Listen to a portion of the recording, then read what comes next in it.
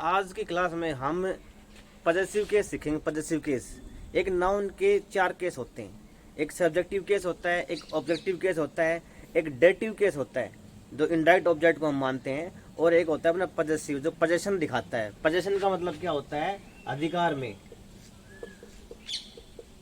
अधिकार में या मालिकाना हक। मालिकाना हक होता है पजेशन, पजस करना। कोई ये मार्कर मेरे पास है, इसका मतलब ये इसको मैं पजस करता हूँ। आई पजस है मार्कर, इसका मतलब मैं इसका मालिक हूँ। ठीक है, बिलोंगिंगनेस दिखाता है पजेशन। ठीक है, तो द यूज ऑफ पजेसिव या जेनेटिव केस। पजेसिव का दूसरा नाम क्या है? जेनेटिव केस भी होता है।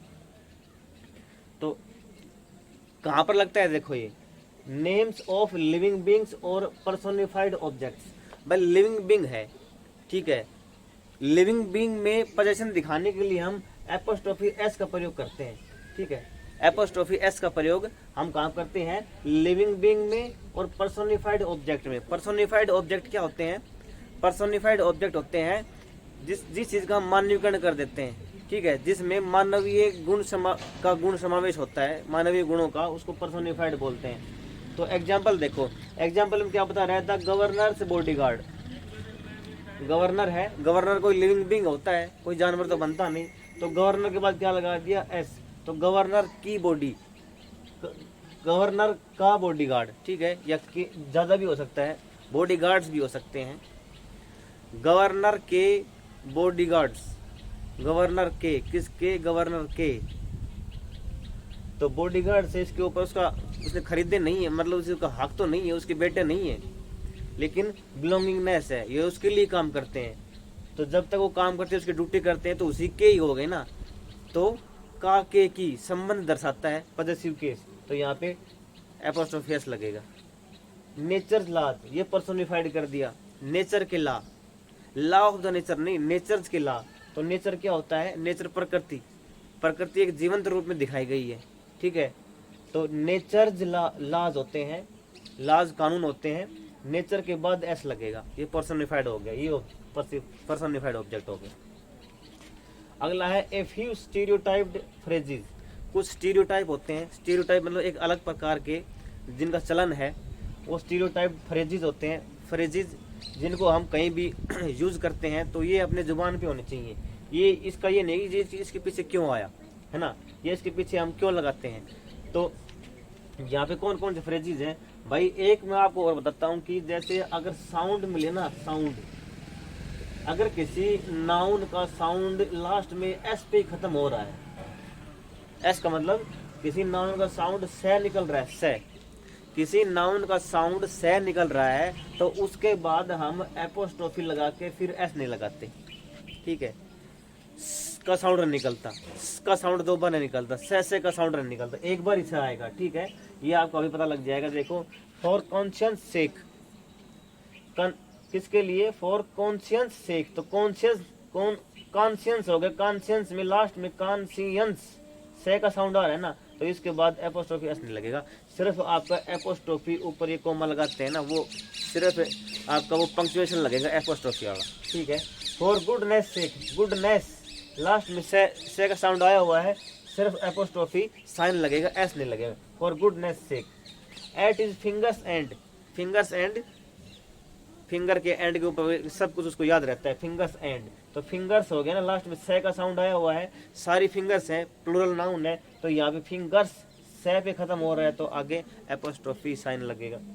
द बोट्स एंड, तो यहाँ पे बोट में टे पे खत्म हो रहा है, तो यहाँ पे तो एपोस्ट्रोफी लगेगा। बोट्स क्रू होता है, the boats crew, the ships crew. ठीक है, क्रू होते हैं, क्रू मेंबर होते हैं जो शिप को चलाते हैं, बोट को चलाते हैं, उसको चैनलाइज करने वाले, मैनेज करने वाले, वो क्रू होते हैं।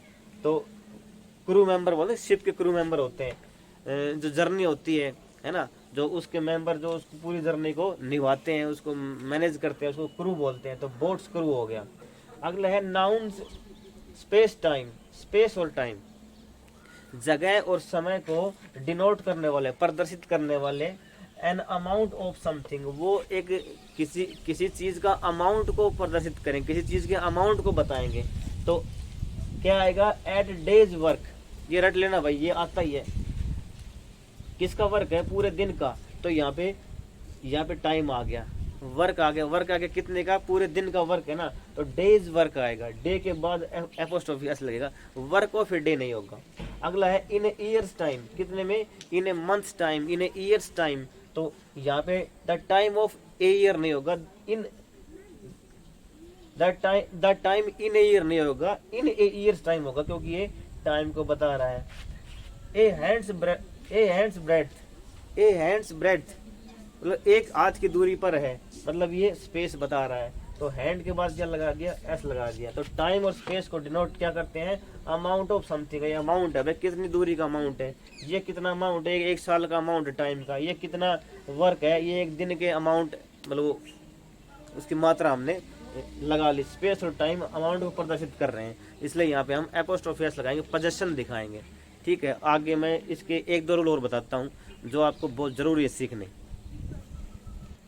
अगला है when two nouns in A possessive case, जब दो नाउन है वो पॉजेसिव केस शो कर रहे हैं, तो देखो कैसे यूज होगा। माय ब्रदर हैरीज वॉच, अब यहाँ पे माय ब्रदर है, ये भी नाउन है, और हैरी है, ये भी नाउन है, तो ये कह रहा है कि जो बाद वाला है ना, ये दो नाउन एक को शो कर रहे हैं, ब्रदर को ही आगे नाम दे दिया, माय ब्रदर हैरीज वॉच, तो ये मेरे भाई हैरी की वॉच है, तो माय ब्रदर्स हैरीज वॉच नहीं आएगा, माय ब्रदर के बाद जो हैरी लगा है उसके बाद पॉजेसिव केस लगेगा, एपोस्ट्रोफी एस लगेगा।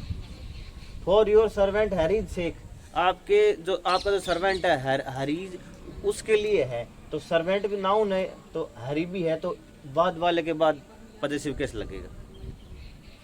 When one noun is qualified by two possessive noun, एक नाउन और वो क्वालिफाई हो रहा है दो पॉजेसिव नाउन से, देखो कैसे यूज होगा। The king and queen's journey to India, अब कैसे पता लगा, यहाँ पर one noun is qualified to possessive है, किंग के बाद भी एस लगना चाहिए, क्वीन के बाद भी एस लगना चाहिए, राजा और रानी दोनों की भारत यात्रा, दोनों की है, तो बाद वाला है ना ये, यहाँ पे एपोस्ट्रोफी एस लगेगा, एंड से जुड़ा हुआ है, हालांकि यहाँ पे एंड नहीं है, यहाँ पर एंड से जुड़े हुए हैं, दो हैं, लेकिन दोनों एक साथ आए हैं, तो बाद वाले के साथ लगेगा पॉजेसिव केस।